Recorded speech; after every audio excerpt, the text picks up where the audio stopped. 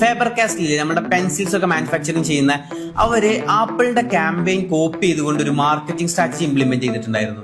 എന്താന്നുള്ളത് നോക്കാം. Faber castle pencil manufacturers എന്നുള്ള കാര്യം നമ്മൾക്ക് എല്ലാവർക്കും അറിയാം. പക്ഷെ അവര് ആർട്ട് പെൻസിൽസ് മാനുഫാക്ചർ ചെയ്യുന്ന കാര്യം അത്ര പോപ്പുലർ അല്ലായിരുന്നു. അത് മാർക്കറ്റ് ചെയ്യാൻ വേണ്ടിയിട്ടായിരുന്നു ഇങ്ങനെ ഒരു ക്യാമ്പയിൻ അവർ ചൂസ് ചെയ്തത്. ആപ്പിളിന്റെ ഷോർട്ട് ഓൺ ഐഫോൺ എന്ന് പറഞ്ഞൊരു ക്യാമ്പയിൻ ഉണ്ടായിരുന്നു. അതായത് നമ്മൾക്ക് എല്ലാവർക്കും പോപ്പുലർ ആയിട്ടുള്ള ആപ്പിളിന്റെ ഫോണിൽ ഷൂട്ട് ചെയ്തിരിക്കുന്ന ഫോട്ടോസ് വെച്ചിട്ട് അതിന്റെ താഴെ ഷോർട്ട് ഓൺ ഐഫോൺ എന്ന് എഴുതിയിട്ട് ഹോർഡിങ്സും അതേപോലെ ആഡ്സ് ഒക്കെ നമ്മൾ കണ്ടതാണ്. ഈ സെയിം ഫോർമാറ്റ് ആയിരുന്നു ഫേബർ കാസ്റ്റൽ കോപ്പി ചെയ്തത്. അതായത് അവരുടെ പെൻസിൽസ് വെച്ചിട്ടുള്ള റിയലിസ്റ്റിക് ഡ്രോയിങ്സ് വെച്ചിട്ട് അതിന്റെ താഴെ ഷോർട്ട് ഓൺ ഐഫോണിന് പകരം ഷോർട്ട് ഓൺ ഫേബർ കാസ്റ്റൽ എന്ന് മെൻഷൻ ചെയ്തു. ഇത് ഷോർട്ട് ഓൺ ഐഫോണിന്റെ ബിൽ ബോർഡ്സ് ഇരുന്ന അതേ സ്ഥലങ്ങളിൽ പ്ലേസ് ചെയ്യാൻ തുടങ്ങി. ഇത് ദൂരെ നിന്ന് കാണുമ്പോൾ ഒരു ഫോട്ടോ പ്ലേസ് ചെയ്തതുപോലെയാണ് ഉണ്ടാവുക.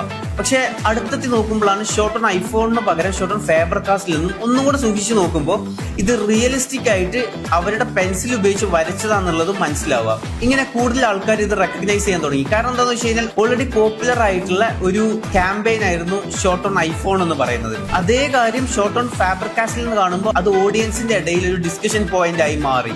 ഇതിലൂടെ പോയിന്റ് ചെയ്യപ്പെട്ടത് ഫേബർ കാസ്റ്റലിന്റെ ആർട്ട് പെൻസിൽസ് ഉപയോഗിച്ചുകൊണ്ട് ഇത്തരത്തിലുള്ള റിയലിസ്റ്റിക് ആയിട്ടുള്ള ഇമേജുകളൊക്കെ വരച്ചെടുക്കാൻ പറ്റുന്നുള്ള ഒരു കാര്യം ഓഡിയൻസിലേക്ക് റീച്ച് ചെയ്തു എന്നുള്ളതാണ്. ഇത് ശരിക്കും പോപ്പുലർ ആയിട്ടുള്ള ക്യാമ്പയിനെ ട്രോളുകയോ അല്ലെങ്കിൽ അത് കോപ്പി ചെയ്യുകയോ ചെയ്യാണ്ട് ആ ഫോർമാറ്റ് കോപ്പി ചെയ്തുകൊണ്ട് അഡ്വാൻറ്റേജ് എടുത്ത ഒരു ക്യാമ്പയിൻ സ്ട്രാറ്റജി കൂടെ ആയിരുന്നു.